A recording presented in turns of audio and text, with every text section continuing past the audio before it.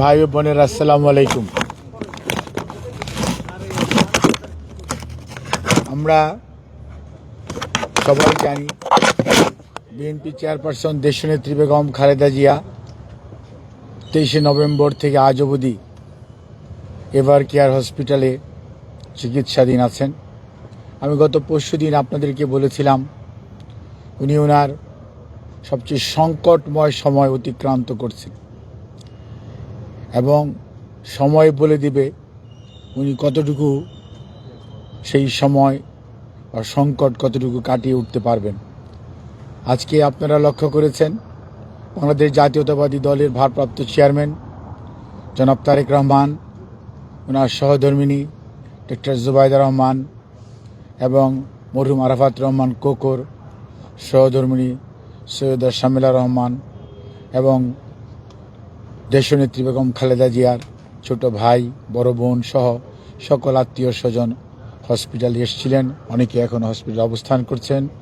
সর্বোপরি দেশনেত্রী বেগম খালেদা জিয়ার মেডিকেল বোর্ডের সদস্য doctor Shahabuddin Talukdar, professor doctor FM Siddiqui, professor doctor Nuruddin Ahmed, professor doctor Ziaul Haque, professor doctor brigadier general Saiful Islam, AZM Saleh, doctor Zafar Iqbal, doctor Masum Kamal অর্থাৎ এবং doctor AQM professor AQM Mohsin এবং AQM Reza, professor interventional cardiologist সহ দেশের বাইরে ইউকের এবং US-এর যারা দেশনেত্রী বেগম খালেদা জিয়ার মেডিকেল বোর্ডে সার্বক্ষণিকভাবে থাকেন।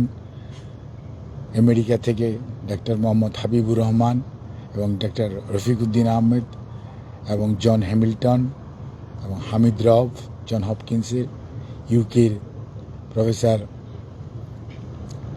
Doctor Patrick Kennedy, professor doctor Jennifer Cross এবং প্রফেসর ডক্টর রিচার্ড এবং আমাদের ডক্টর শাকিল ফরিদ সহ ডক্টর খালেদ সহ আরও যে সকল চিকিৎসকরা সবসময় অংশগ্রহণ করেন, ওনারা সবাই এখন পর্যন্ত ওনার চিকিৎসার ব্যাপারে সার্বক্ষণিকভাবে ওনার চিকিৎসা তদারকি করছেন। সেজন্য অনেক সদস্য এই মুহূর্তেও হসপিটালে অবস্থান করছেন যারা বাংলাদেশে আছেন এবং দেশের বাইরের যারা আছেন তাদের মধ্যে সবাই অনলাইনে আছেন। ভার্চুয়ালি তাদের পরামর্শ নেওয়া হয়েছে। সকালবেলাও মেডিকেল বোর্ড হয়েছিল। কাজে এই অবস্থায় উনি অত্যন্ত একটি সংকটময় সময় অতিক্রম করছেন।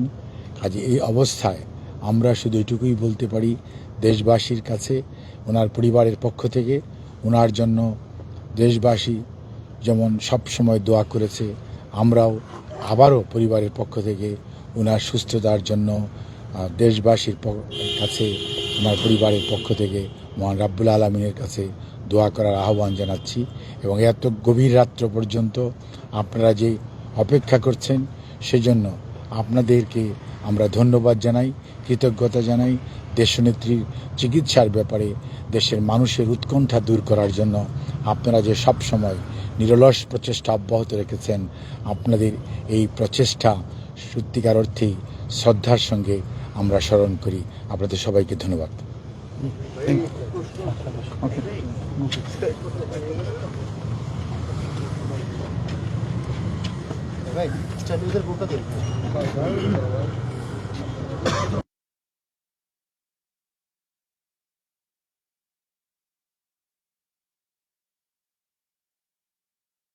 একটু পাস করে দিবেন ভাই, একটু যে দিদার ভাই সময়ের বোমটা দিবেন, যখন একটা দেন।